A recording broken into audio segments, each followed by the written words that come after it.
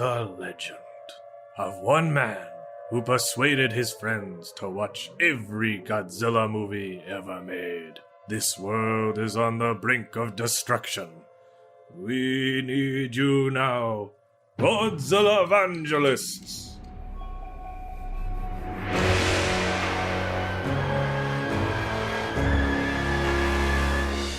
Godzillavangelists, a Geek Stew Network podcast. Produced and hosted by Ryan Sargent. Featuring Sam Schlenker and Joanna Brodecki.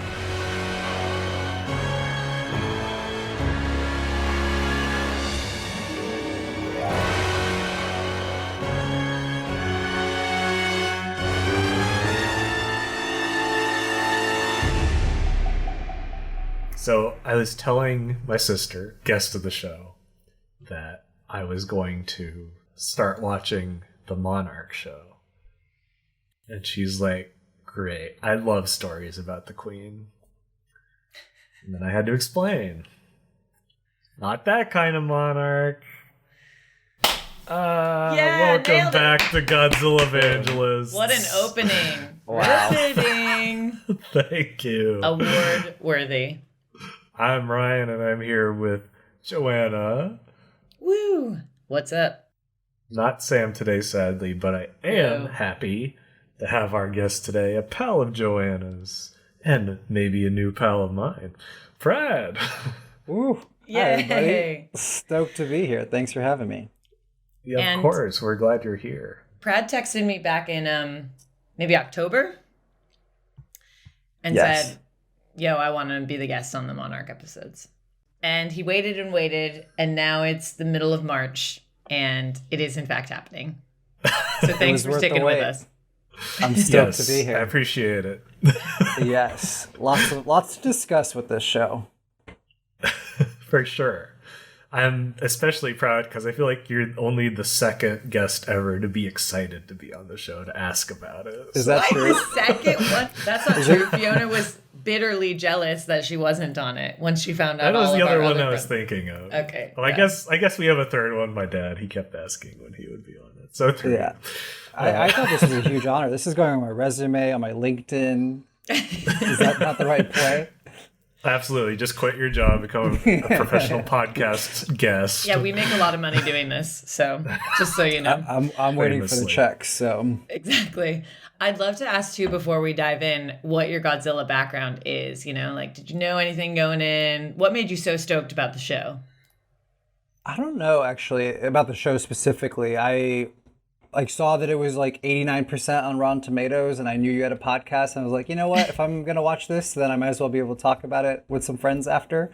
So that's about the show. As far as Godzilla in general, I'm probably I would imagine pretty close to the median fan of Godzilla, where it's I've seen the big ones, seen a couple of big movies in the summer because that's what people do, but not hardcore by any means. I think I learned a lot just through this particular show, actually. So median or maybe a little less than the median Godzilla fan. Once again, a rarity. I feel like people are usually like, I haven't seen any, or I'm a big fan. So you're really a new demographic. Okay, And cool. we've had some people who come on as guests who, when I gave them the movie to watch, they thought they were going to be watching a movie about King Kong, and they in fact had the two mixed up. So you're really far ahead. I was going to some say of these earlier, when we had our Monarch mix-up, there's a Susan Sarandon show that came out in 2022 called Monarch, so it would have been funny if one of us just watched that in preparation for this Godzilla podcast. That would have been... You just love beating up on poor Fiona for that. I feel like she's going to be so upset at you the next time. What? Because she thought Godzilla was King Kong? She was the one who wanted to be on the podcast, and then she was confused. Not my problem.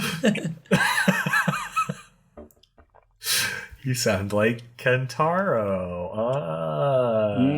Do I? Maybe foreshadowing a little bit. Weaving in He plot. loved in those first few episodes. He was very much not my problem. Not my problem. Mr. Cool. The cast of Mr. Riverdale on Cool. this show, for sure. Bunch of hotties. Yes, but before we get Good-looking there, cast. today's episode is covering the first half of Monarch, Legacy of Monsters. So the first 5 episodes, we are super late to this, very unintentionally. Just happened to work out this way. And we won't be talking about the last 5 episodes yet. So we're not that worried about spoilers, but if you haven't gotten to it by now, and you want to remain totally spoiler-free, here's your warning. The further we get in the show, the more we're going to spoil those first 5 episodes for you. So yeah, and if you have finished it like Prad did and you need somewhere on the internet to go, I'm sure Reddit has something on it that you can go to. But for the intros, we're your pals to chat about it with. If you have seen all of it, you can just giggle and be like, oh, they have no idea what they're in for. Yes, you can giggle alongside me. Yeah. Who has seen all of it. And also, because it's a recent show, and because there's a lot to cover, almost 10 hours in all these 10 episodes, I imagine. I'm not doing a full synopsis for each episode, but I am going to do just a little condensed one for you guys. Ryan, I have to admit, without Sam here, I always feel real weird doing the sound effects in the synopsis without my buddy Sam. So what's the verdict? Do I keep doing them? Why don't you and Prad agree on a single sound effect? Just one really good one you're both going to do together. Okay, great. Great. All right, what's it going to be? I think I was going to say, are we just going to figure it out real time? Oh, I was just going to see if we make the sound the same sound. I was just going to text Prad on the side. Okay, good idea. All right, I like it. Tell me when you're ready, and I'll start reading. Okay, as soon as the internet gets that text over. Cool, we're locked in. We're locked in. Yes. All right, we're locked in. Here we go. Legacy of Monsters. A year after Godzilla's battle with the Mutos in San Francisco, Kate Randa goes in search of answers at her father's apartment in Tokyo. She discovers not only a half-brother there named Kentaro, but connections from her father Hiroshi to the long legacy of monster hunting organization Monarch. Also along for the ride is Kentaro's tech-savvy ex, May, and longtime Monarch leader Lee Shaw, who they rescue from a retirement home / prison in Japan. Ryan, I'm this synopsis already. I just love it. There's so much happening. Okay, continue. Yes. They flee modern Monarch operatives who want their secret files and try to find clues to Hiroshi's ultimate fate. Some episodes also include flashbacks to the 1950s, where the Randa siblings' grandparents, Bill and Keiko, evolve and expand a much smaller Monarch with the help of a young Lee Shaw. I guess I didn't mention the thing you were going to do the sound effect for. Oh, is that it? What should I say? That's the whole thing. Yeah, that's it. Yes. I've been condensed. And they go to Alaska and they find a big monster. There you go. Yeah. I kind of like this whole, do a sound effect, but only 3. And then Ryan has to kind of pause the whole way throughout, just in anticipation of, is this it? Is this it?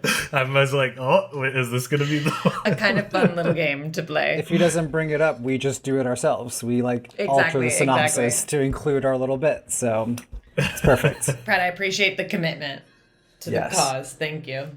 Okay, so let's dig into the discussion here. I have a question first.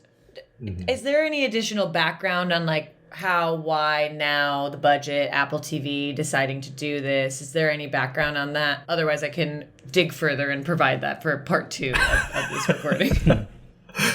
Yes, maybe in part 2. I haven't done my deep diving on the behind the scenes of this. I know it was in the works for a few years. I think even before Godzilla vs. Kong came out, they had this planned. So they certainly took their time with it, but that's about all I know. Okay, perfect. As I pitched the pod, I said to Prad, Ryan will know everything on the background of why this is happening now, so no worries. Yeah. I'm sure by part 2 we'll have this story figured out. But I did have a question that you might know the answer to, or on this general topic. Is like, what is determined? Like, there seems to be a general Godzilla universe that's happening, but some things are inside of it and some things are not a part of it. Like, I don't think Godzilla Minus One was a part of this universe. It seems like a different. Right. Maybe a quick primer for me. I don't know if your audience is already well aware of this information. No, that's a good idea. So, yeah, this is the Monsterverse, as they like calling it. So, to date, this covers... I don't know. I feel like it always means it goes through that. This covers 4 movies. The 2014 Godzilla, 2019 Godzilla King of the Monsters, 2017, I forgot that, Kong Skull Island, and 2021 Godzilla vs. Kong. And then obviously there's a 5th movie about to come out, this show. And while I was looking at stuff today, I discovered there's actually another TV show I didn't find out about that's part of this canon. It's like a family cartoon. Let's see, what is it called? What? It's about King Kong. Yeah. Skull Island. It's just called Skull Island. Curious That George. slipped right by me. Yeah, Curious That's George. the prequel. Curious So, George. who decides what the legs of the canon are? Because it feels kind of varied and broad and like a little. Is it Toho? Like who's like, yes, this world here. So this is Legendary Pictures. They Got it. control this. So they license from Toho. But yeah, they are the quote unquote masterminds behind the Monsterverse. And so yeah, obviously they take inspirations from other older Godzilla stuff, but that's what's in our official canon, those things I mentioned. Okay. Is there like a Kevin Feige from Marvel like equivalent that's running the overall vision, or like, you know what I mean? Is there like 1 or 2 people to point to with this, or just generally people are coming in and out? I don't think they have like a strong figurehead like to the level of a Feige, but Actually, Ryan, it's me. I'm yeah. I forgot to tell you guys. why didn't you tell me, Joanna? I had to sign an NDA. Sorry. Yeah. But to like make it known right there was worth violating the NDA. Yeah, I bet all your minds are blown right now. Worth the wait. So don't shit talk my movies, okay? Thanks. But the guy who directed the Godzilla King of the Monsters and the guy who directed Godzilla vs. Kong, they've had their hands in a lot of them. So I guess they've kind of had their creative fingerprints over most of this stuff. That's the closest thing I can point to. I think before we dive in on any of the specifics, I'd love to hear kind of your general take on it. And like, if you were in right from the beginning, if there was a certain point in the first 5 episodes where you went, okay, now I'm in, would love to hear that. That's true. And in fact, I'd love to get just everyone's 1-sentence spoiler-free, like, review. So you can start with that for anyone who doesn't want to, listen any further. If you want to bail out now, we can give you your brief 1-sentence review. Okay. My 1-sentence review is kind of bored at first, ramps up when old dude escapes from nursing home. A very fair review. Mine is both better and worse than I thought it would be. I was basically in from the first episode, but I've also, at least at this point, have not gotten past basically in and being like, I'm all in. Mm-hmm. Haven't gotten there yet. Mm-hmm. Prad, what about you? Your 1 sentence. Yeah, similar vein, like chore to intriguing to chore to intriguing is the general vibe, I would say. Yeah. A real roller coaster in the most boring way.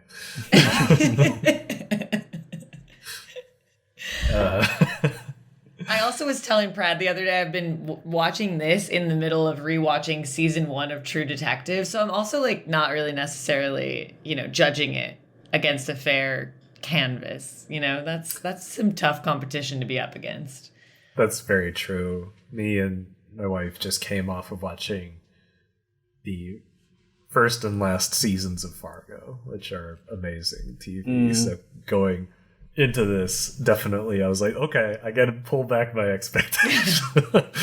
I'm watching Traders on Peacock, so it's a pretty fair competition for it.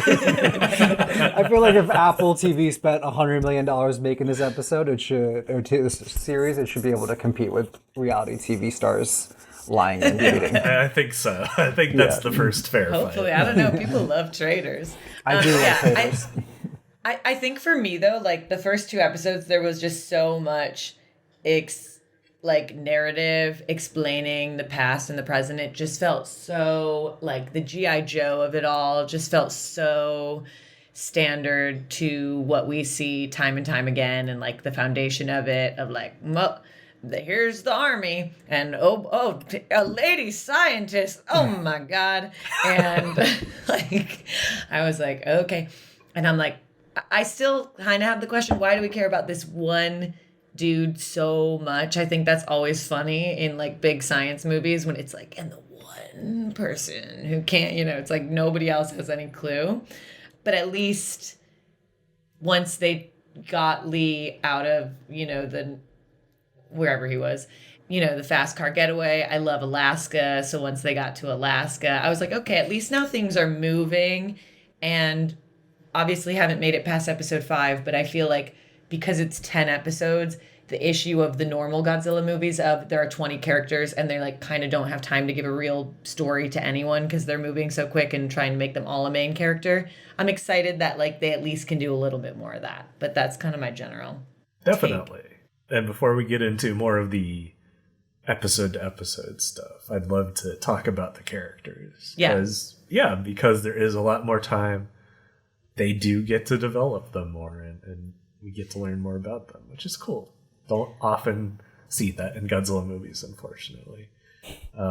So let's kick it off with the first character we meet, I believe, who is Kate Ronda. I like her. There it is. Now we know. I don't think, Moving on. great. I don't think that I love her yet, but I'm like starting to like her a little more. I also had a friend who auditioned for the show and got a call back but didn't get the part, so I'm maybe a little bitter. I'm like, why is that? So can you now say that she was going for the Kate part? It was the Kate part? Yeah. Wow, that launched her into Shogun, so that could have been quite a little run there. Exactly. So, she's in Shogun too. I got to start that. But I mean, I feel like they didn't give her a ton to kind of work with at the beginning. It's nice that by episode 5, we're getting a little more of her backstory. 8 out of 10. That's pretty good. Yeah. Is that on a Godzilla scale or like that's a Citizen Kane scale? Yeah. On the Godzilla scale. Very fair.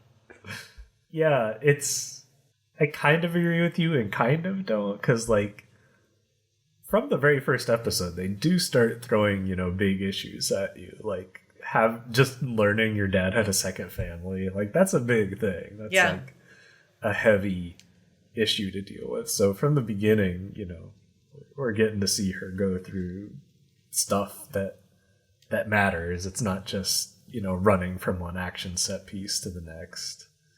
But because the character is like so closed off and kind of like prickly, it does feel like we don't learn that much about her that quickly. It's like a slowly, painfully pulling out little bits of Kate's humanity. That's my take.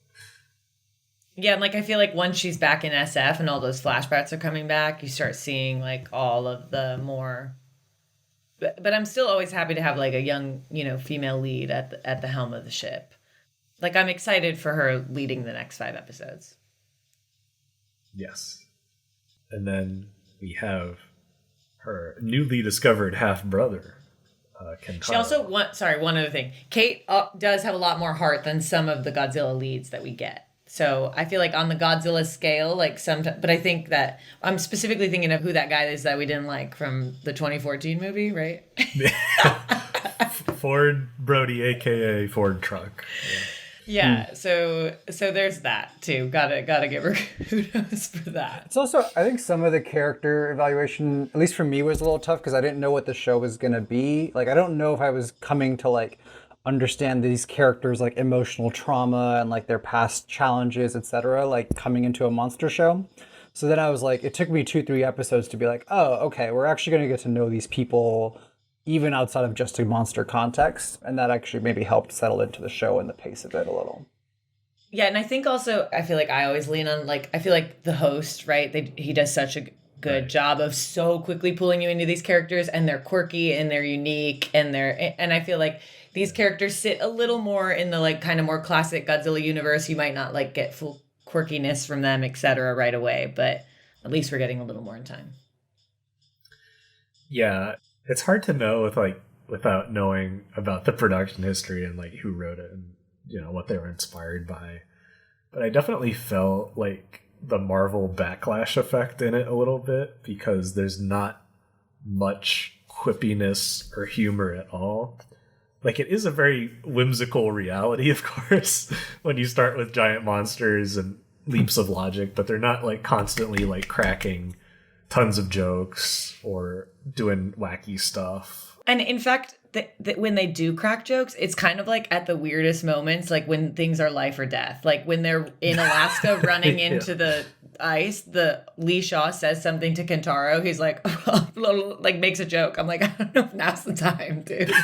Yeah, and like none of the present day characters are happy, like except for maybe Lee Shaw, who's like been in a prison for like 30 years, like taking meds and numbing his mind. So like it was like hard to get into like, oh, like we enjoy hanging out with these people because they were not good hangs.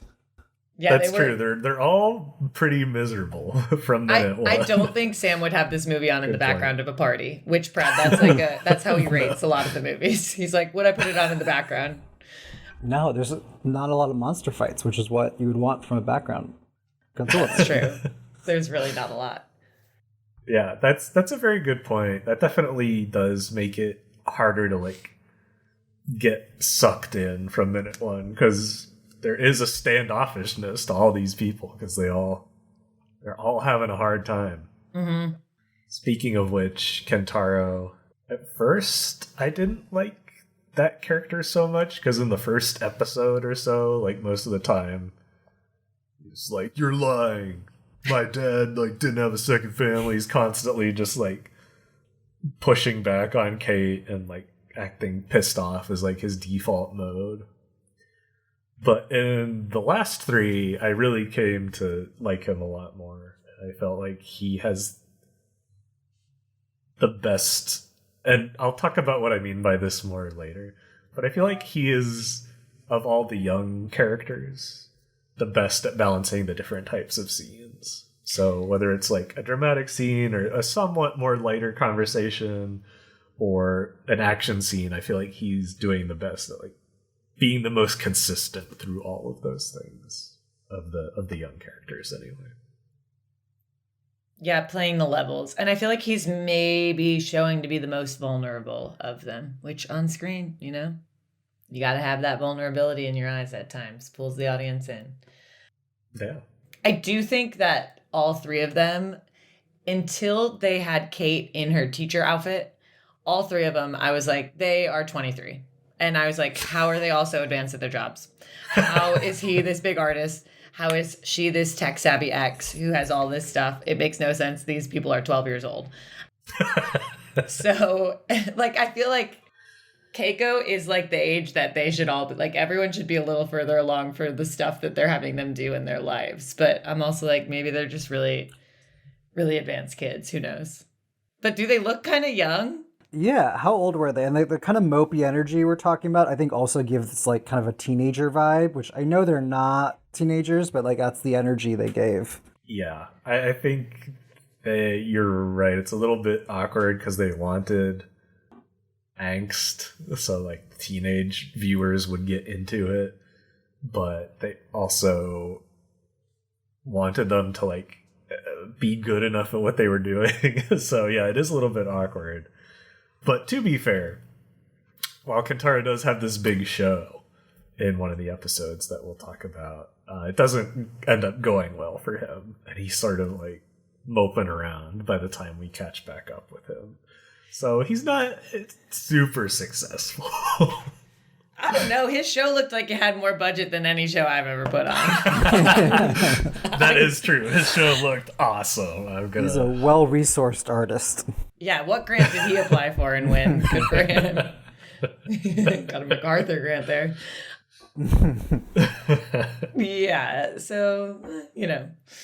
And then May. Yes. May. I like Kentaro's May. ex. She's giving nothing away. She is keeping it close. But I like the kind of relationship that's forming between her and Kate. Yeah. Also, she was giving scorned lover. I thought they'd been together for like 7 years. And then when they went to the timeline, I was like, oh, so if they dated and also broke up by the time of this happening, they probably only dated for like 6 months. I'm like, what are we? Why are we so bitter? But, you know, it's okay. Well, it was an intense romance, right? They had that first night. Can we talk about that scene, or should I hold until we get to it? Let's hold. Okay. God. Okay, I can't wait. But yeah, I've seen this actor before. Let me remind myself where. Kiersey Clemens, right? Mm-hmm. Yeah. What have you Flash? seen? No. Have you seen Dope? Dope was good. Oh, she was in Dope. Maybe it was Dope. It's been a long time since I've seen it. Anyway, wherever I saw her before, I liked her. And so that was nice to see her back. But yeah, she has all these secrets. That much is clear from these first 5 episodes. We don't really know what they are. But she's got a lot of secrets. Yeah, she's got passports. That's what I'm saying. I'm like, what? How old is this person to be so, to know so much tech? Yeah. But cash on cash, passports on passports. Yeah, ready to book it at a moment's notice, which is interesting. Yeah. But yeah, you're right. I like the moments she and Kate have where they're sort of taking care of each other. Prad, I don't want to ask, but do they become lovers? Don't tell. No spoilers. I don't know. I'm giving nothing away. I will say, as a more general point, I do like how there's kind of the triangle of the 3 kids, and like they kind of go up and down with each other over time. I think that's one of the things that the show handles well from a character development perspective. Yeah, I agree. Yeah, there's no like weird isolation where one character feels detached from another. They all have some point of interest with each other, some point of connection. Mm-hmm. And now we get to the star of the show, Lee Shaw. Lee Shaw. I love that they went, don't you think I should look like I'm 90? But I'm not. And then they just never addressed it. I think they will, but I appreciate that they gave a little nod to anyone doing the math behind the scenes. They're just like, this is Kurt Russell. Yeah, right? He does what he wants. It's so true. I love Kurt Russell so much, and he's clearly such a pro. You probably noticed how before I was like qualifying by saying Kentaro was the best of the young characters, right? Of handling all the different types of scenes. Can we have a quick Kurt Russell chat?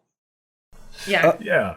Just of like 2 Russells, like I like, Wyatt's trying, like, he's got a little career going, but like the swag kind of difference between those 2, between like the time jumps and stuff. I'm just like, wait. Kurt Russell's a star, like he just does it. Wait. Is that his son? Yep, that's his son, Wyatt Russell. What the fuck? Oh, yeah. I was like scared I gave a spoiler in the show somehow. I was like, oh, you can Google that. Yeah. You can feel him trying to be his dad. Yeah. Like he's making an effort. Kurt Russell is a star. And he is having fun. And he's maybe one of the only people on the show that's really having fun. The character and the actor. Like, actors having a good time. Exactly. When they give the character a glass of wine in a plastic cup while they're holding him, I'm like, this is the kind of shit that I want to be like, this is the props these are the props that make the difference. I also want to be a fly in the room when like some producer or director is describing all the Monarch jargon to 73-year-old Kurt Russell. And is he just like, cool, I'll just say the lines? Or is he getting into like the plot and the universe of it? Like, what's Kurt Russell's mindset here? He's like sitting in a cabin in the winter before they shoot, reading up all the Godzilla novels. What's his watching process? all the movies. He's listening to our podcast. Yeah, exactly. Getting up to speed. No, he's a baller, and Lee Shaw breaking out of that establishment, which, to be honest, the front gate of it didn't seem to be locked that hard, like that tightly, but to break out in a minivan is something really special. It felt very Little Miss Sunshine of them, and I appreciated it.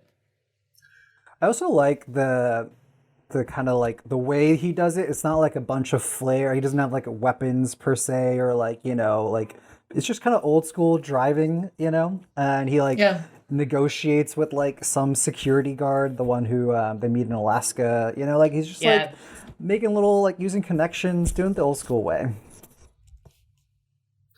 It's great. And I like Kurt Russell as an actor so much that I just got excited the first time I heard him say Godzilla. And I was like, now Kurt Russell has said the name Godzilla. That's great.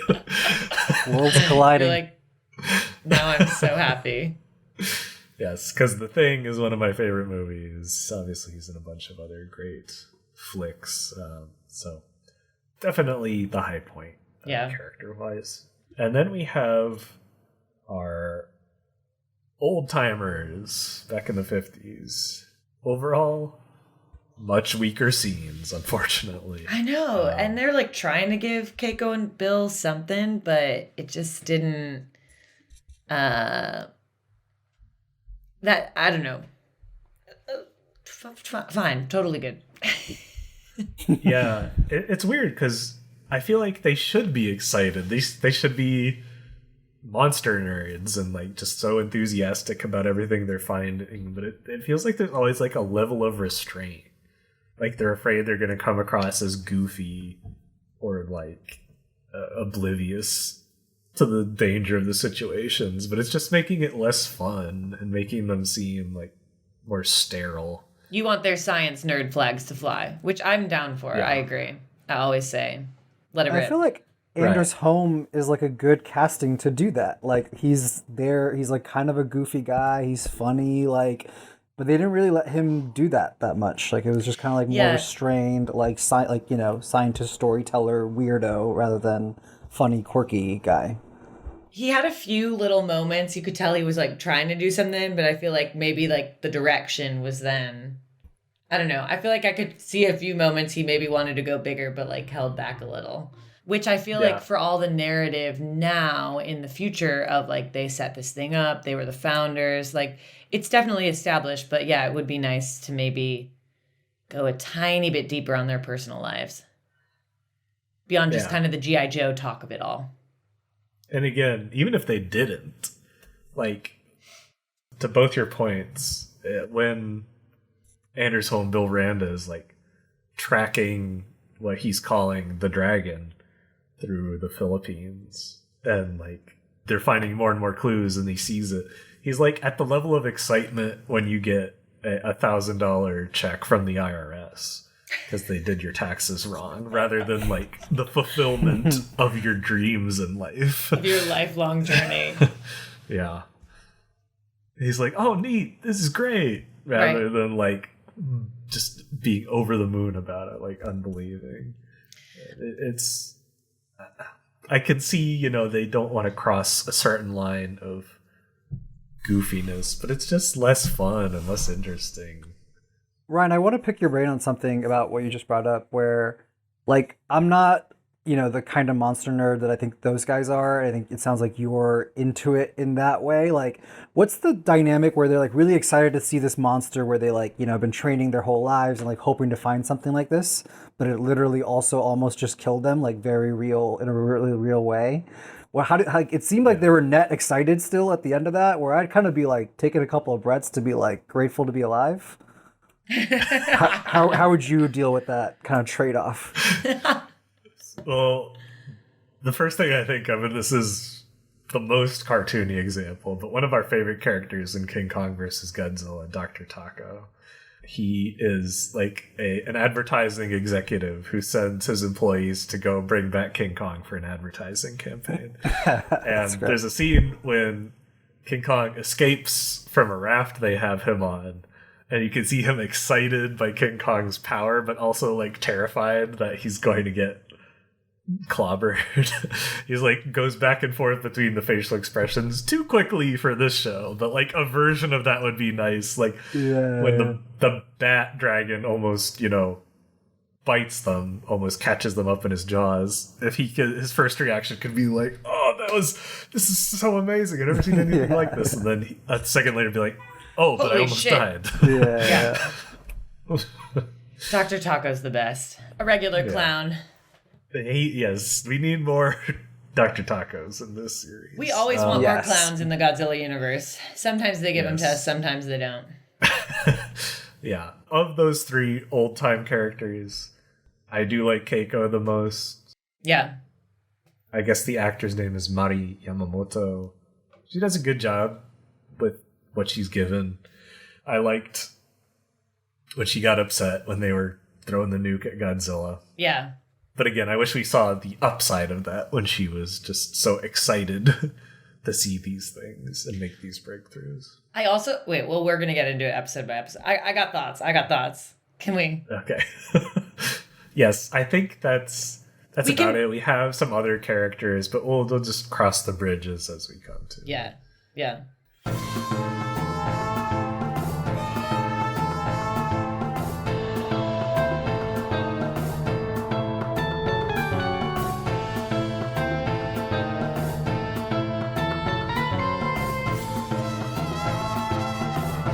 So yeah, the first episode, I talked about this in the synopsis, starts out with Kate going to Tokyo, gonna find her father's old apartment there, and discovers like, well, shit, he had an entire second family.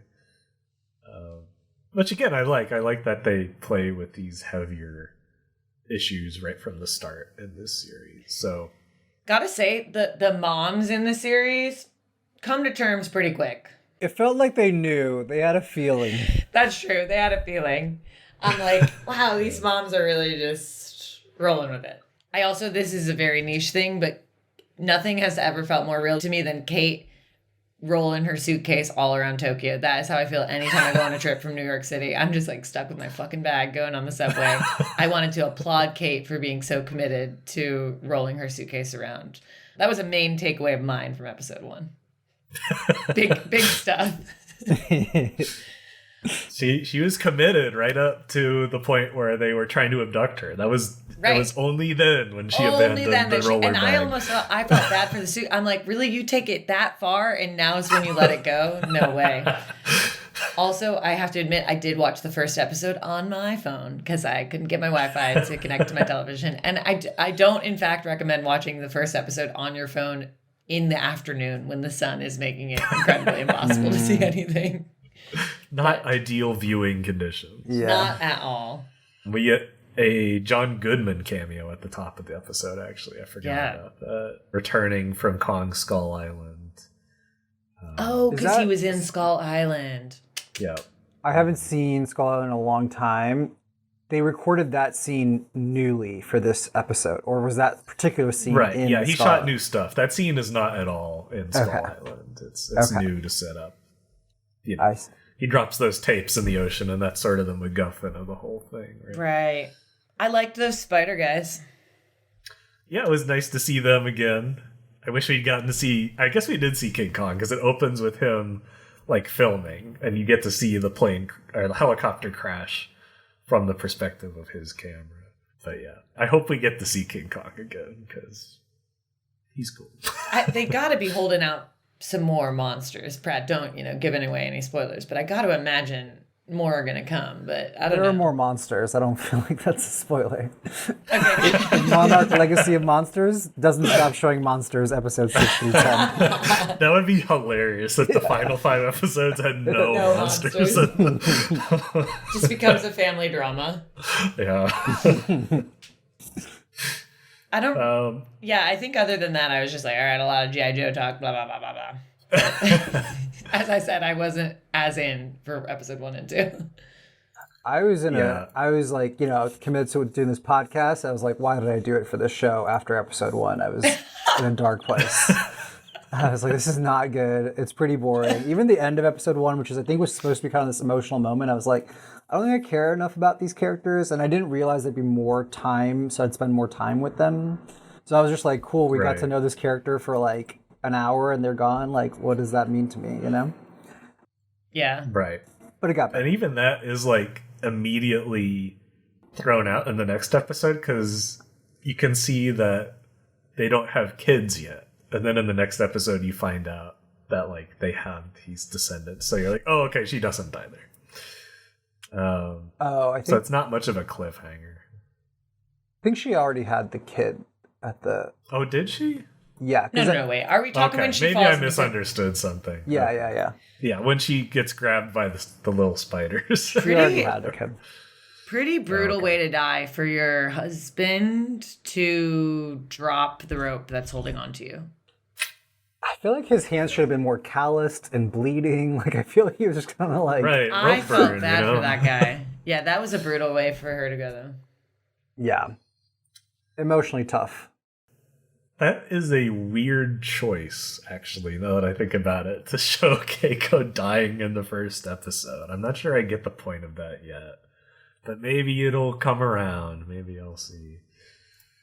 I actually have mixed feelings about how little monster stuff there is. Because on one hand, I'm impressed that they stuck to what they said. Like, that was in the promise of the premise. They're like, this is about the characters. This is the counterbalance to how monster heavy the Godzilla vs. Kong movies are. And they are. But I'm also like, I want monsters. I wish they had Ryan always does, yeah.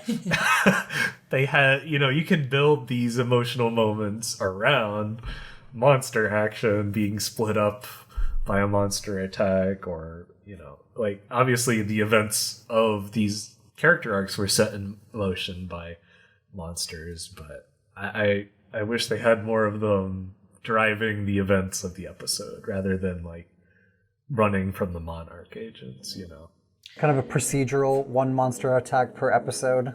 Like Yeah. the aftermath of each. I would watch that show. Exactly, like the X-Files, except every episode is a different giant monster. I was going to say, as a medium monster fan, I'm fully content with the amount of monsters in the story right now. In the last two episodes, there weren't... okay.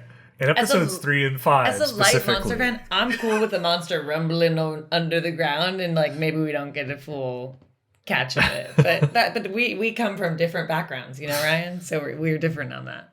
I'm just saying, episodes 3 and 5, we don't even get a present in the moment monster. Those two only have flashbacks to Godzilla's attack on San Francisco. Mm-hmm. So, And the kind of the same footage over again. Yeah. Like, it's just like Godzilla walking across the water. Like, I think if I had the premise, I didn't even know that premise that this was meant to be like a counterbalance to like the monster heavy movies.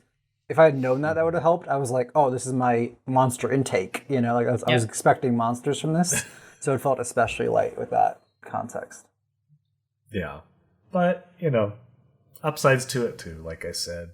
Moving into the second episode, this is when they connect with Shaw. They rescue him. And then in the 1950s story, this is When they kill. when they all three meet and have their first mission where they discover the monster in the ship in the Philippines. Sorry, thinking back to the ship. Oh, the It ship. was like that big boat just sitting in the middle of the jungle. Yes, and then they run out of it, and it almost falls on them, but they don't die. But if it was me, I would have probably been crushed by the ship. Right. Me too. Right. Okay, got it. Do they do the escape with Shaw in this episode, or is that like that's at the very end of it? Okay. Yeah.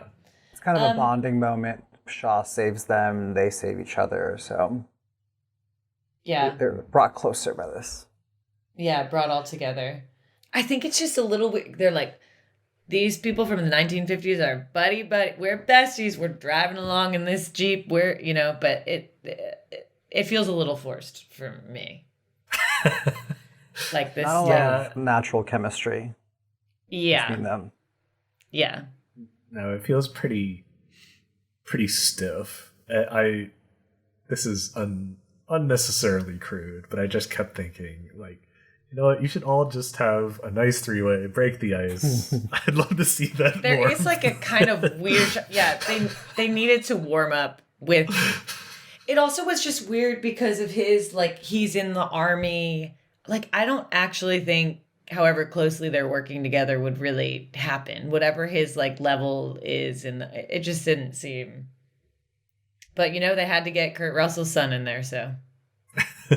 Very important. Yeah, and I do like his intro, where we learn he's a good guy. You know, he's that other soldier is sexually harassing the waitress in the Philippines. Yeah. And he, punches him out, gets in a fight because of it. Lee Shaw doesn't stand for that. Yeah.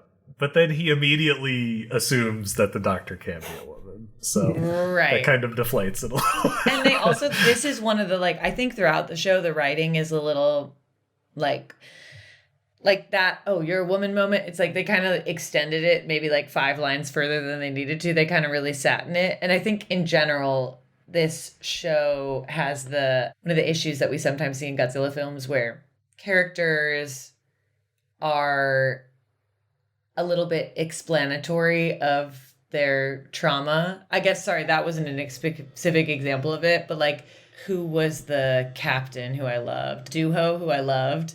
Like, when him and Kate were flying in the airplane and he, like, asked something and Kate, like, responded with one word and then she's like, what? Like, I feel like her and Katara are, like, apt to be like, well, you know, my dad, you know, left me. And so it just feels a little overwritten, I guess, is what I'm saying. It feels like the actors are having to do a lot of saying some lines that you probably wouldn't really speak like in real life. Like, you might not be that dramatic about things sometimes. So I think it's just, like, a little overwritten. It, like, has a hard time finding the balance of what it wants to be. Like, even in the flashbacks, they're taking on, like, these race topics of, like, you know, she's Asian. There's a lot of, like anti-Asian, like, discrimination going on at the time. So, like, they're weaving that into it. I'm like, figure out your lane a little bit. Like, what kind of show do you want to be? Yeah. It was having a hard time with some of that balance. Yeah.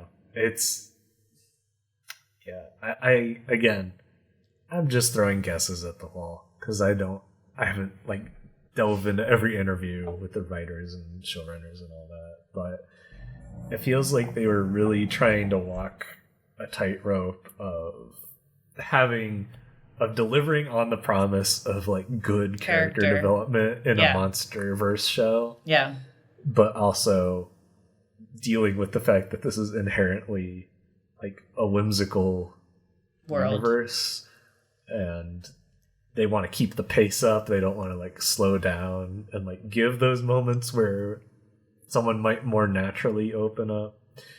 And so it feels like, awkward. I think that's what it felt like. Like, Duho is a stranger and is not the person Kate's going to open up to. If Kate's going to open up to someone, it's going to be May at some point. Like, that would make the most sense of like where some kind of character connection would be happening. And I think too, because we were speaking like everyone's kind of angsty. Everyone's kind of like sitting on the same plane. Characters aren't kind of like sitting on multiple levels compared to each other. Not to bring up my favorite show, but I feel like in rewatching True Detective season 1, I forgot how funny Woody Harrelson's character is, even if he's not like explicitly making a joke. Just the way Matthew McConaughey's character is like getting all, you know, angsty and like speaking these deeper thoughts, and then Woody's character like undercuts him with a line. That dynamic makes Matthew's deep, serious thought work because it's not just like sitting in that space. And I feel like that's a little bit of what's missing from this show too, is everyone's kind of sitting on the same plane, so you're not 100%. Like my current new favorite thing is Dune 2, and it's so good. And Javier Bardem's character, you know, I don't know if you guys have seen it yet. Not yet. I can't wait. Okay, I won't say much about it, but like, there's Javier Bardem's character is just like kind of just putting jokes in throughout that like takes this otherwise heavy, dense thing and just like breaks it up a little bit and makes it more accessible for the audience because of that.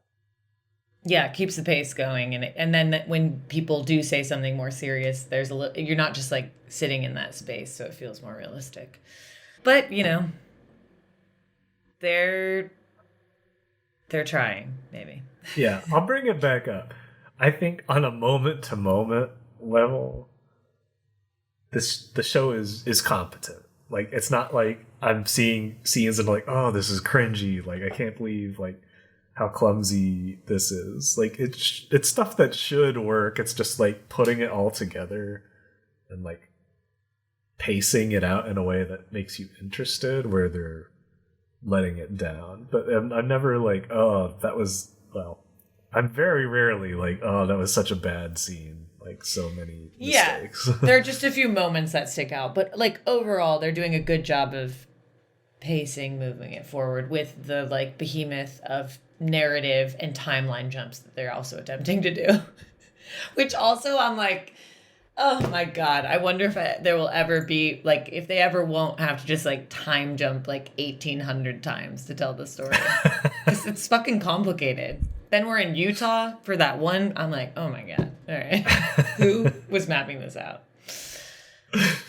That's right. We can jump into Utah. This woman's listening to Baby Got Back on her headphones. I don't even remember what episode that is. That was so out of nowhere. I know. It was pretty, though. Can we talk about Alaska, that episode? We're getting there. Patience. So episode 3, they arrive in Korea and meet Dooho. I will give a vote. Dooho is the best character of the show so far. Really? You think so? I think so. I would like to hear your defense of Dooho. He's fun, open, engaging, and he tries to save them. He does it all. You're quickly pals with this guy. You're quickly like, this guy's a pal. I'm here to be. I was sad when he died, and he was only in the show for what, 20 minutes. That's true. So I'll give you that. I would still put Kurt Russell's Lee Shaw above him, but Dooho close second. They're pals. I think that's part of the reason. It's their combined charm and similar style that I think works together too. Yeah. Yeah. And I will say, also to Dooho's credit, so how he gets introduced is they arrive at the border in Korea, and this guy basically, like, I guess it's Dooho or somebody working for him, calls for like guards to take them out back, like as if they were suspicious. And it's the kind of thing that's happened in other movies, so it feels like you should expect it, but the guy playing Dooho sells it so well that I was actually like, oh, okay, they might actually be in trouble here. So I was a little bit surprised when he was like, nah, just kidding. Come with me. Yeah, but not to nerd out. I rewound that moment like twice because I was like, that was so fun. What just happened there? You know, so good. That's why he really won me over with that. Yeah. Then he takes them away and is like, here we go, our plane to get to Alaska. And I've flown far. I've flown from South Korea, and I don't think you could fly on one of those little airplanes to get to Alaska from there. That's as far as I know. It's not that far, actually. Alaska and Korea, Russia, that sort of area are pretty close. I'm pulling up a map. I guess you just go over the Pacific, huh? Relatively speaking. No, but it's 8 hours. It's 8 hours. It's 8 hours from Korea to Alaska? That ocean is big. Okay. From Nome, Alaska to South Korea. Yeah. I don't know, 8 hours in that little plane. I guess you have the tailwind going that way. That's true. You have the tailwind, so maybe it's like 6.5. I also at this point, do you feel like kind of? I mean, worse shit happens, but I'm like, damn, kind of sucks that May is stuck in all this because she doesn't really have any like real reason to be there. She's not looking for her dad. Right. She got bound up on all of it by accident. And I actually like the moment where she confronts Kentaro about this. She's like, it's not your fault. You didn't know that, like, these files had government secrets, but I'm still pissed off at you in this situation because how can I not be? Like, nothing sounds... That was well done. Yeah, nothing sounds worse than, like, accidentally having to go into a little tin metal can to fly in the air with your ex. It sounds like a terrible setup. But, you know, she does it with grace. Good for her. Team player, May. Yeah, she's team player. Yeah. So yeah, they travel to Alaska, and the episode ends when the monster kills poor Dooho and destroys the plane. But first they discover where Hiroshi has been, and that he didn't die in a plane crash. Shocker. He still survived at least a little while longer. I love that it's the pencil shavings, right? Yes, the trail of pencil shavings. That's still there. Like the strong Alaska winter wind that tent was not going down. Nope. Hanging in there. Waiting for the plot to continue. Yeah, exactly. Yes. The monster absorbs the cold, right? Maybe it also eats... Oh, no, it absorbs heat. Never mind. It froze the pencil shavings, maybe? Yes, froze the pencil shavings in place in the snow.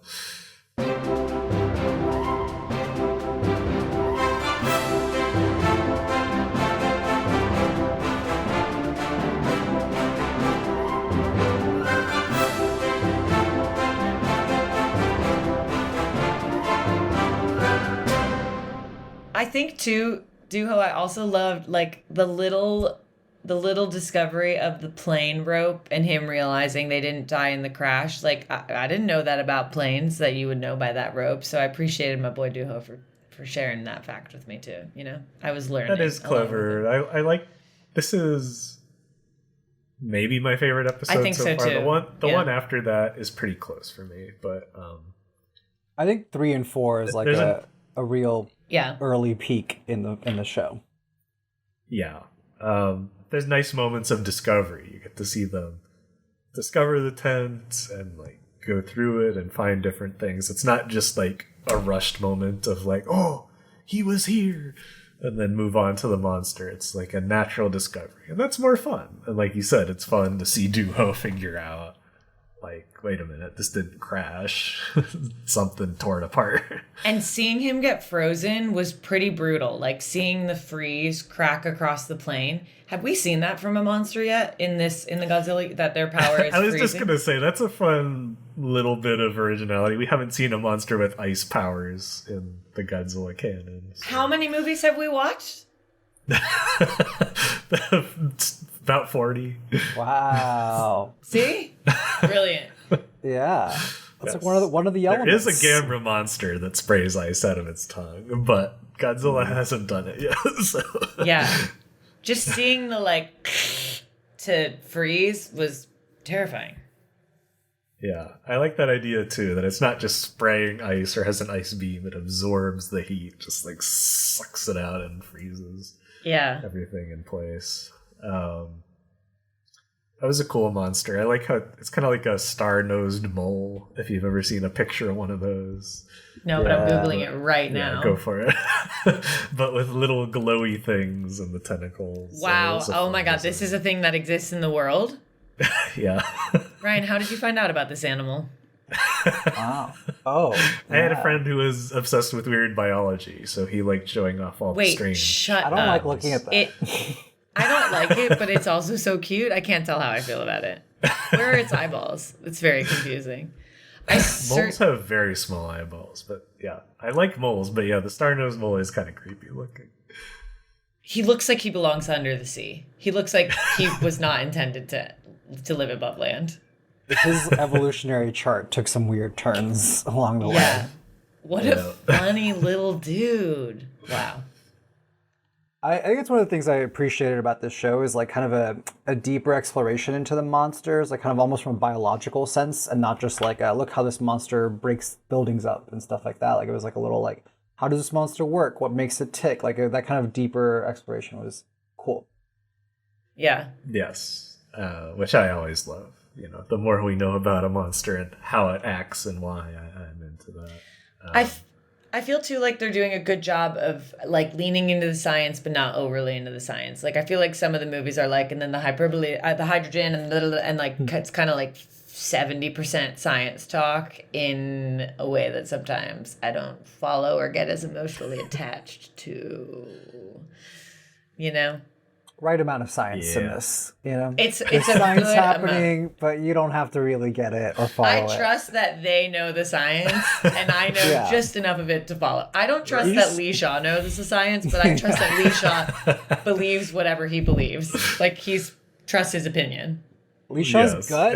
That's where it needs to be. That's all it needs. That's all we need. This is no Godzilla singular point, where if you don't get the science, that's just the whole show. You just miss the whole show.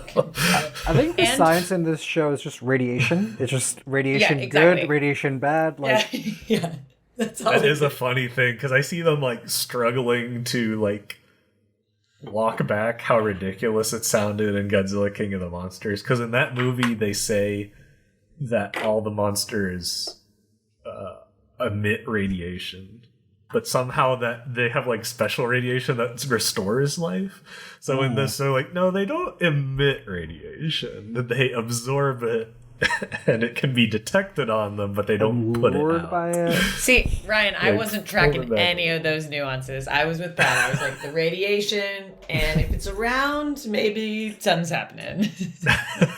That's about it.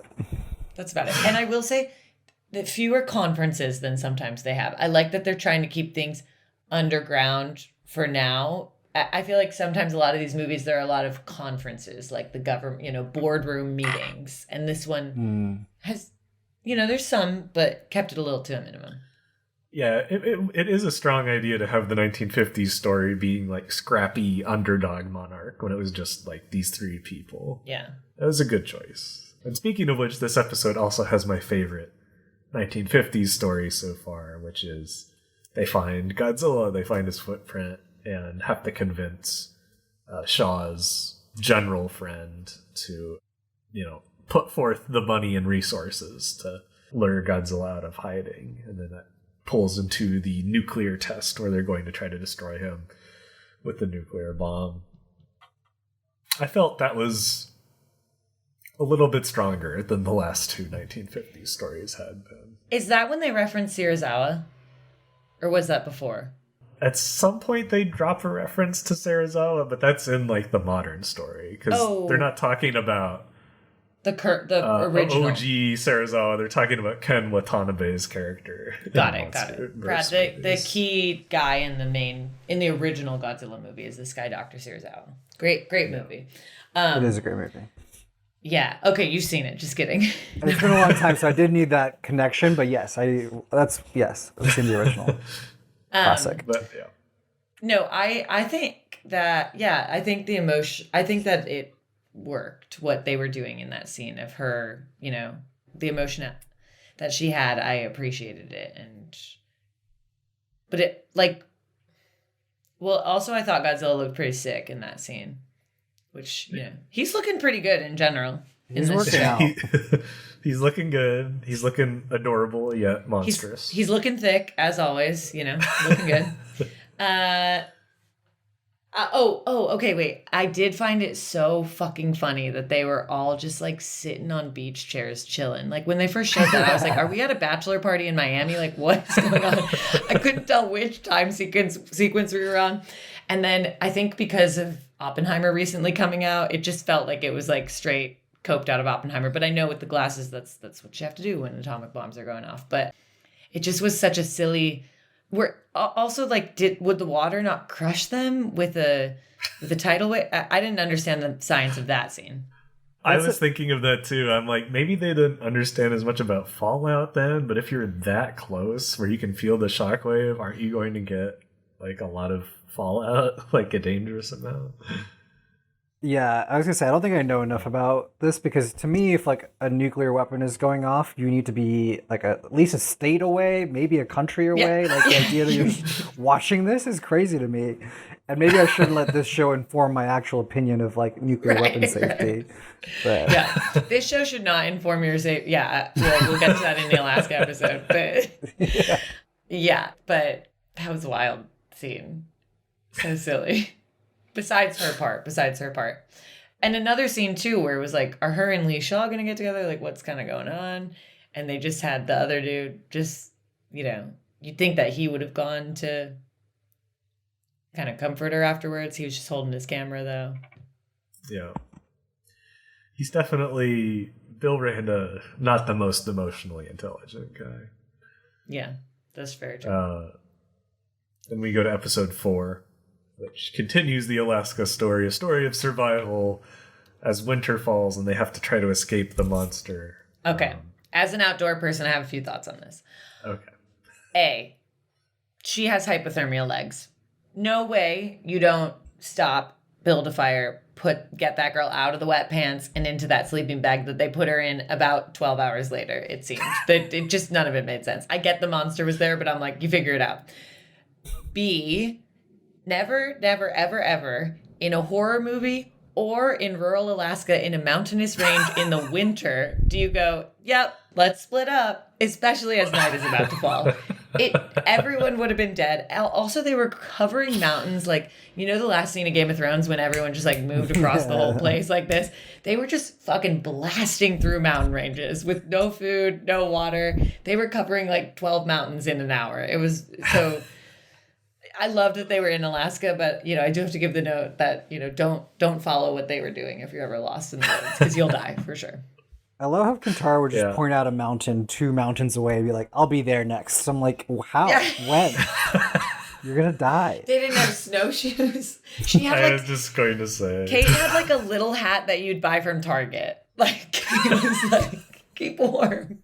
I think we have to put that whole thing on Lee Shaw, right? Like, Lee Shaw should know better to like. Well, he said to do it. You got the gear I requested, right? I thought they'd be in North Face. I thought they'd be outfitted, ready to go. Maybe the gear was in the plane. Sure. Sorry, Ryan, I cut you off.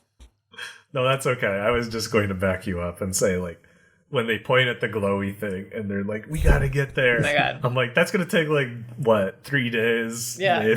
Maybe. Yeah. But also, the fact that they doubted Kentaro is so strange. Like, why would he lie? Like, why would he lie about seeing a building and then, like, pound the earth and be like, I know I saw it, I know I saw it. Like, why would you doubt him so heavily that you would leave him rather than, like, follow up on this? You're gonna get there a hell of a lot sooner than this giant journey across 2 mountains to the glowy thing. Very odd. You'd think, too, if they were going to split up, at least do 2 and 2. Like, it's the least that you guys could do. Have you guys ever seen, what is it, Everest? That movie? Anyways, I recommend it. With Jason Clarke? Yeah, I think so. The real events of the 1996 Mount Everest disaster. With Jake Gyllenhaal, you could learn a lot. You could learn a lot about the outdoors in that. I did have to write an article about the K2 disaster a few years ago. Yeah. So I did learn a lot from that. Yeah, basically, if you're climbing a mountain by choice, you're insane. Yeah, you're just taking like a 25% chance you're just gonna die. Yeah. So. Yeah, and then they had, what was it? They had was this the episode where they had the flashback of how May and him met, right? Yes, I was just gonna say, yeah, that was the flashback. Is Kentaro's big art show and meeting May. Bunch of silly things about this episode, but I still really like it a lot. The survival story it feels exciting. You're like, oh, is Kentaro gonna find what he's looking for? Is May going to like get sick? Are things going to get worse? And then the Kentaro May like romance story, I thought actually worked really well. It felt like a nice. It was some of the best acting I've seen in the show from the young characters, and it felt like a nice connection. Yeah, I felt like the chemistry between them was clear. As I was watching it, I was like, I love the movies and television for this. For 2 people meeting in a way that I don't think would ever happen in real life. Of like, did you take my photo? Oh, let's skip your big art show. Who like it's so silly, but good for them. You know, they found each other. I was jealous of Kentaro's little whiskey spot. I was like, you know, that's a nice thing to have in your sleeve to show off to a girl. That is, yeah. Except your buddy's gonna mess with you when you show up and tell you can't come in. I forgot, actually, that bartender, number 2 favorite character maybe in the show. I love that guy. That guy was great.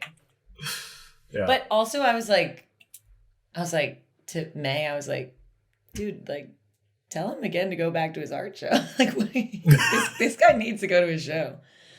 And then at the end, he was avoiding it because his dad was going to be there.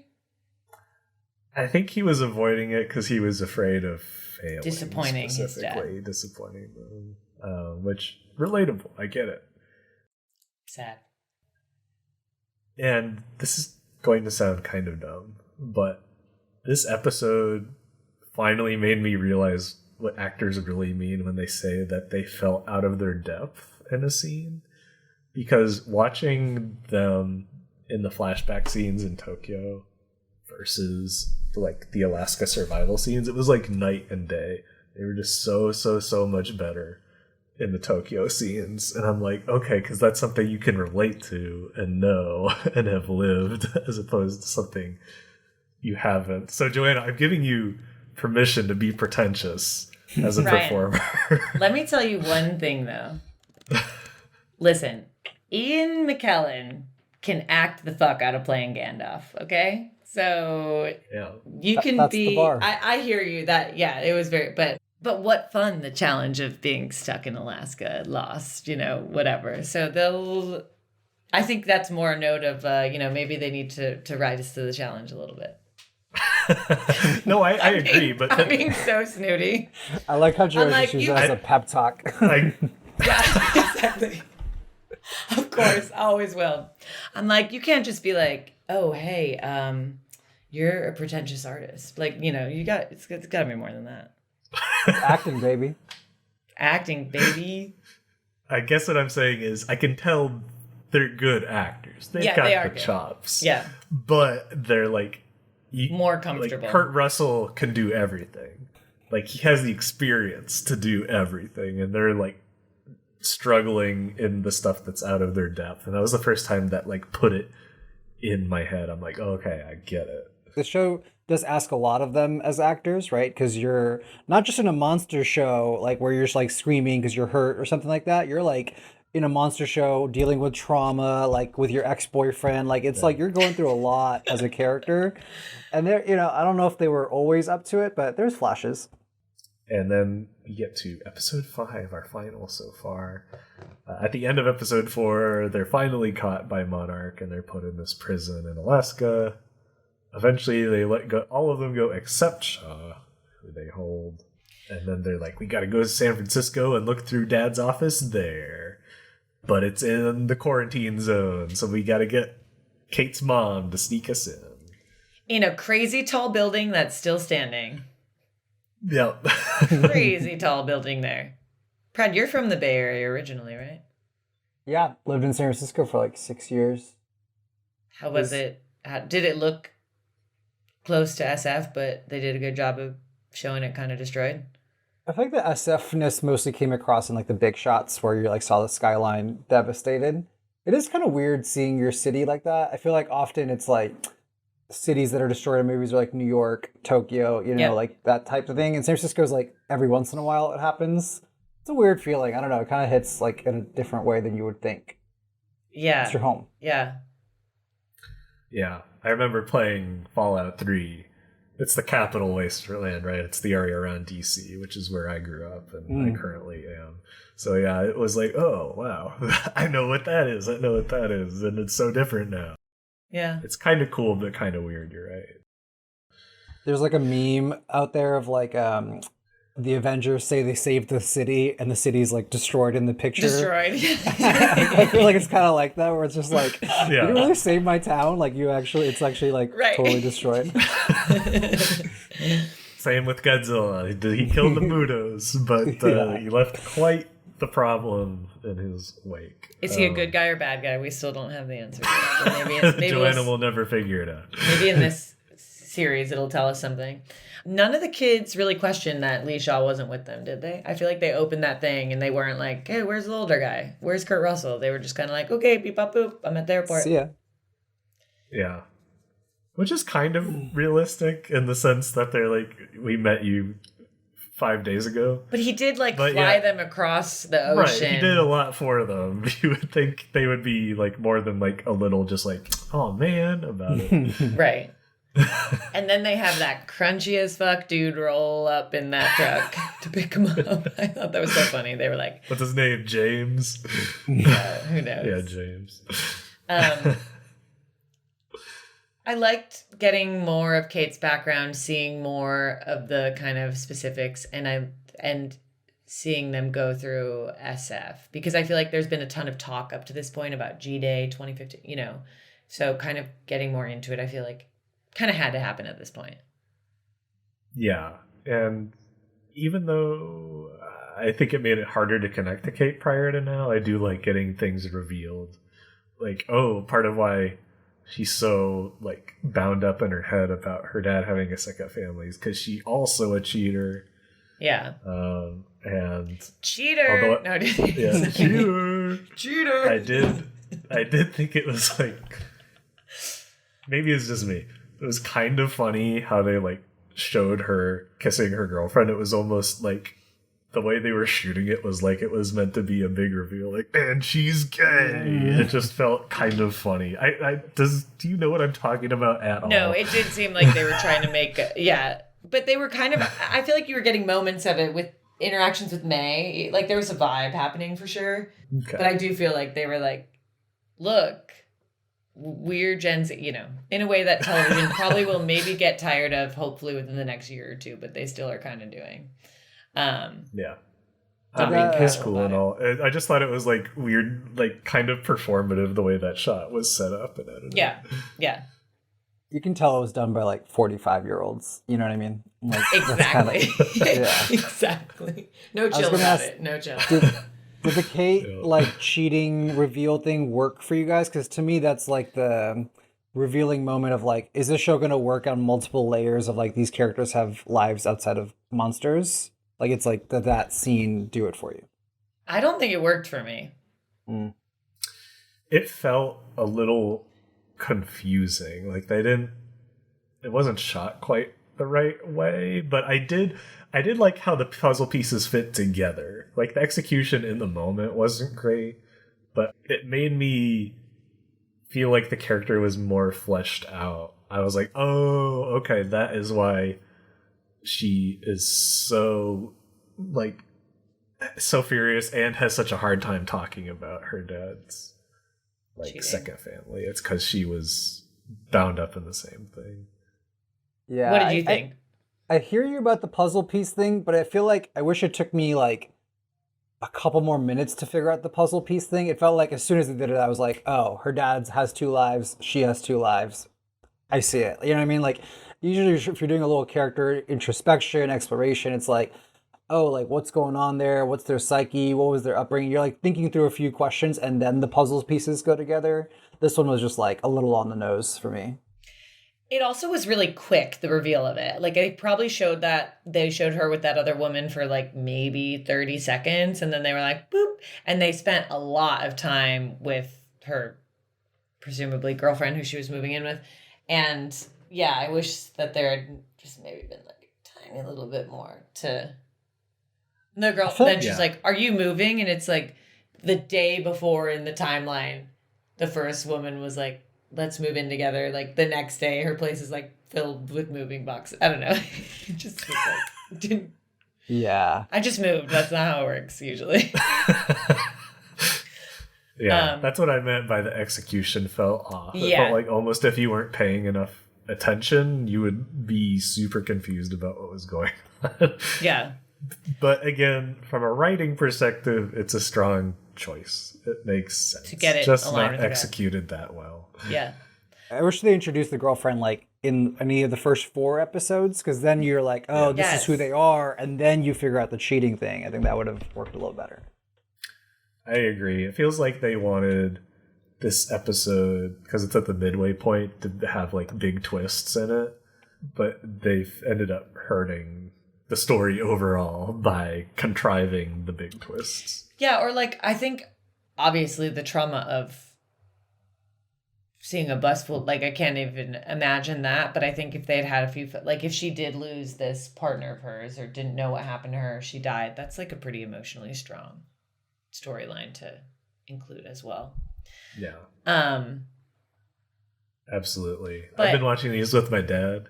Yeah. Because he wants to just catch up with the, what's going on in the world of Godzilla. And he was so annoyed in the scenes when they were sneaking through San Francisco, because he's like, what are you doing? Why are you like singing and laughing? Why are your flashlights on? You're terrible at this. They were not being cool about it. And then, like, not only that, when they finally get to the dad's office, it's daylight. Like the sun is up.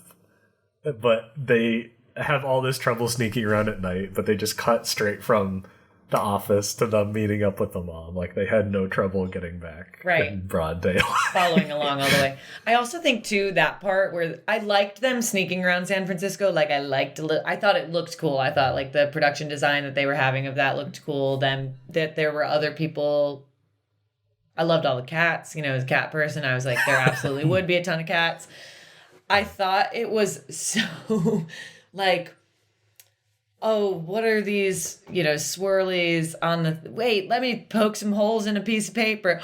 It's the answer. I was like, all right, it's a little... These people got to be really smart. Maybe they do have these high-end jobs at these young ages, because I don't think I would... It's like they're constantly living in an escape room, and I'm like, I don't think I would be tracking as quickly as they are. Also, all the clues are available to them in the room that they're in. Like, it's like an escape room, actually. Also, the sun is like what I know the Bay Area, it's cloudy a lot. The sun isn't going to be coming in that strong. Like, a lot had to happen.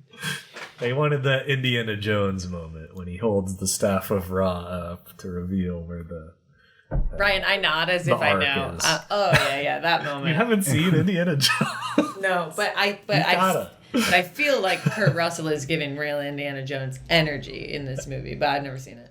I mean, Lee Shaw wishes, but Kurt could do it. They do have a cute little reference to him in The Thing, which is one of my favorite movies. He's wearing, when they're in Alaska, he's wearing the same goggles that his character in The Thing wears, the same snow. Oh, that's fun.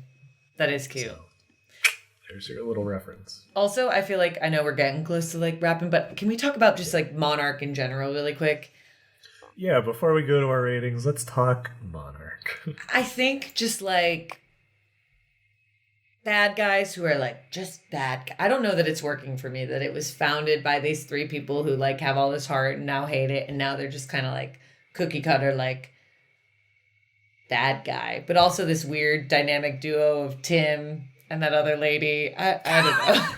I don't know that it's working for me. Yeah, the modern Monarch stuff feels super fumbled to me because it doesn't make sense, because from the movies we know Dr. Serizawa and the character that Sally Hemings plays, that I don't know her name, unfortunately. But they're like very friendly, open, scientific types. So you're like, where are they? Like, who is running this, and why are they running it so differently than those two people when we thought Serizawa was like one of the most important people at Monarch? It doesn't really line up. That apparently like everyone in Monarch except them is just like sinister and doesn't have a whole lot of respect for human rights. Right, and they haven't made it clear, like, is their intention to hide what's happening with the monsters to not create a lot of chaos? Is their intention to do something with the monsters to make a lot of money? Like, what if they're going to be evil? What is their evil intention? So I could be on board with it.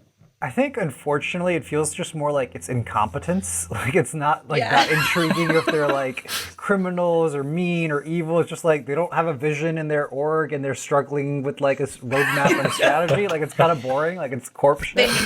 They need like a consultant to come on and like refocus. Do a big rebrand. You gotta start from scratch. Bring in like Deloitte for a quarter or two and figure out their plan. Exactly. Like the ending when she's like good choice. Like when May calls that woman and that woman's like, you've made a good decision, my girl. I'm like, this is just so weird. It's all really weird. It doesn't work. Yeah, they kind of rationalized Tim for me. Like over the course of the episodes, you're like, oh, he's super like just socially awkward. Like he doesn't understand how to communicate with people in any way. So I give him a pass. But then, like, the more you see of the organization, you're like, do any of you know how to, like, relate to human beings and communicate with them? Because it doesn't seem like it. Yeah. And my question was going to be about Tim. Like, if you guys had to guess where on the org chart he is at Monarch, I'd have no idea. Is he, like, his office was in the basement, but he's, like, has so much access to that Verdugo person, so I'm like, he's really important? I have no idea. He has so much power, but then he had to make that weird little speech, like, you never see me and you never want to interact with me in the coffee room. And I'm like, Tim's awkward, but I don't know if he's that awkward that you don't talk to him in the coffee room. Like, there are levels. I mean, based on his behavior, I would not talk to him about the coffee room. But my guess is he is a department head, but of the least respected department. You guys, also, I want to drop, we'll see if it will, okay, if you can look in the chat right now, I don't know if you guys can see it. This is Tim's headshot. Like, look at this photo. Cowboy. Hey, Tim. He's auditioning for Yellowstone. Wearing a denim suit almost. Okay, so Monarch in general, everyone is a little like, Yeah, it feels like they wanted it to have lost its way, but they didn't know how to do it properly, especially like making it fit in with, again, Serizawa being like a super nice guy in the movies. right. And they're giving Kurt Russell wine. Yeah, they're all over the place. Don't make a lot of sense. Alrighty. So. Oh, wait, before we go to the judgment, I have one last question that unfortunately only Joanna can answer. But I want you to throw out a theory for the last 5 episodes. Oh, yeah, something you think is going to happen. Oh, God. And I'll do the same. Oh, God. Ryan, you go first. I got to think about my theory. Okay. Okay. I am predicting that an encounter with one of the monsters made Lee Shaw like age at half the rate, like going forward. Like he drank kaiju youth serum or something. So that's why they keep commenting on his age. He's like maybe not immortal, but like aging slowly. Like he's keeping his strength. I think Kate and May are for sure going to get together. Oh, I think we're going to meet the dad in episode 7. I think the dad is going to be, he's going to be somewhere we haven't seen yet. I think that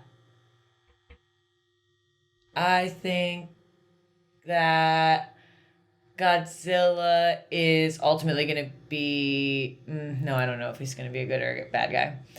And I think that's also what's unclear is what is the objective of the show? Is it to stop the monsters or just to find the dad? Because right now it feels like it's just to find the dad. So I can't even speculate on like what's going to happen after that. I also think that if they brought Ben Stiller in to direct an episode or two, we'd get a little more comedy, which I'm always like, I think that he should join the universe. And I think that at the end of the show, we're going to feel about where we feel right now of, okay, good. But I don't know that they're going to like take us to the wow, awe, astounding place of one of the best Godzilla things that exists in the canon. I will sign on to that prediction, although I predict I will get excited by like the final episode's going to have a monster fight in it. And I'll enjoy that. And I predict that King Kong, I don't think they're maybe going to show him head on. I unfortunately think you're right. I think we might not get more King Kong except like maybe a little more camera footage. Maybe we see him on a monitor or something. But Prad, even though you can't tell your secrets because you know them, did you have any predictions that did come true? Any speculations? But not the specifics. Just, what you anticipated the final 5 to be like, did they sit in where you expected? I try not to predict as a general thing. I'm like trying to go along for the ride. One thing I think I would probably have signed off on your prediction about the show is what it was in the first half is more or less like more of the same in the second half. Do you want to know if that came true or not? Sure. It did tell us. Does it get like way better? It does not get way better, but I don't think it's, I think it's, more of the same. Like there's some good, there's some bad. I think overall, I actually just reflecting, I feel like I personally have been more harsh on the show than I felt during. Like, I think when you like comment on the show and like break it down, it doesn't hold up a lot. But like for the most part, I enjoyed watching it. Like it wasn't a chore like for a lot of it. Yeah. Yeah, same. I've enjoyed it, except maybe the 1950s scenes in the first episode. That was the only part where I was like, I hope this is not what every episode Oh my God, I was like, if we're going to get G.I. Joe the whole time, oh boy. But we didn't. We didn't. Okay, thankfully. Yay. So now now that we know that, rating time.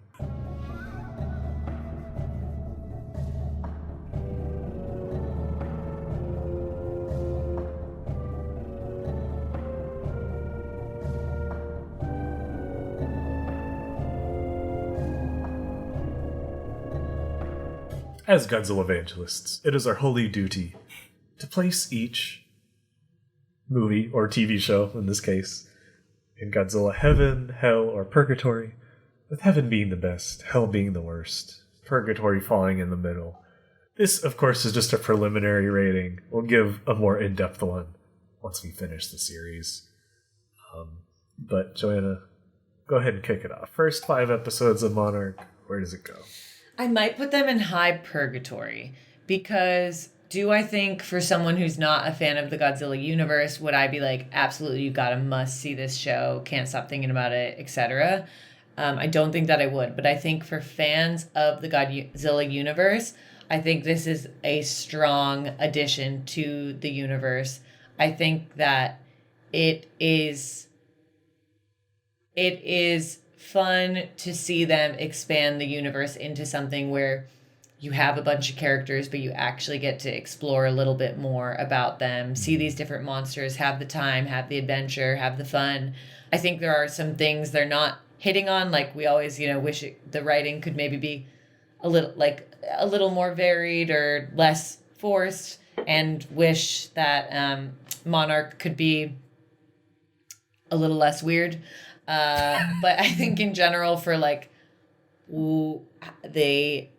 how much they're trying to cover, I think that they're taking a pretty good crack at it. And I think for anyone who's listening to this podcast, it's definitely worth a watch. Yes. And I think probably for people who are adjacent, liked Godzilla, and even if they're not super fans, kind of just like the monster world, it could be worth at least putting on, and